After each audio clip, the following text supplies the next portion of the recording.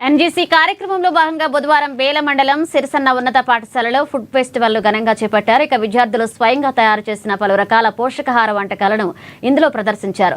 Millets, పప్పులు, కూరగాయలతో తయారు చేసిన ఆహార పదార్థాలు అందరినీ ఆకట్టుకుంటున్నాయి. ఇక ప్లాస్టిక్ ప్రత్యామ్నాయంగా పేపర్లు, వస్త్రాలతో తయారు చేసిన బ్యాగ్లను ప్రదర్శించారు. ఈ కార్యక్రమానికి ముఖ్య అతిథులుగా జిల్లా సైన్స్ అధికారి ఆర్ఏ భాస్కర్, మండల విద్యా అధికారి మహాలక్ష్మి హాజరయ్యారు. విద్యార్థులకు సమతుల ఆహారం ప్రాముఖ్యత గురించి వివరించారు.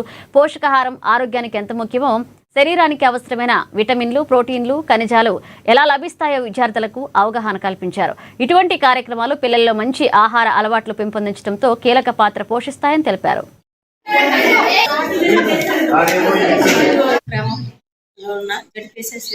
స్కూల్లో ఎన్సీసీ ప్రోగ్రామ్ కింద మనం ఫుడ్ ఫెస్టివల్ మనం ప్రారంభించడం జరిగింది.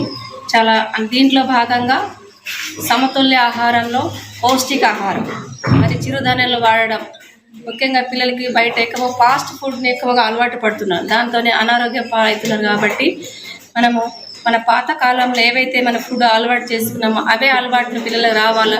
మన ఇంట్లో పెద్దవాళ్ళు ఎలాంటి ఫుడ్ను తయారు చేసేవాళ్ళు అలాంటి ఫుడ్ తయారు చేయడానికి పిల్లల ద్వారా మేము ఫుడ్ ఫెస్టివల్ తయారు చేయడానికి ఇక్కడ మేము పిల్లల్ని ఎంకరేజ్మెంట్ చేసి వాళ్ళ ద్వారానే తయారు చేయించి ఇక్కడ మేము మేళ తయారు చేయడం జరిగింది. దీంట్లో వీళ్ళు మంచి ఆరోగ్య సంబంధించి ఆహారం తింటే ఆరోగ్యంగా ఉంటారని తెలుసుకోవడానికి కోసం ముఖ్యంగా దీంట్లో ఒక భాగంగా ఎన్సీసీలో పర్యావరణం రక్షించడం. పర్యావరణం రక్షించాలంటే ముఖ్యంగా మనము వాడాల్సింది ప్లాస్టిక్ వాడకూడదు.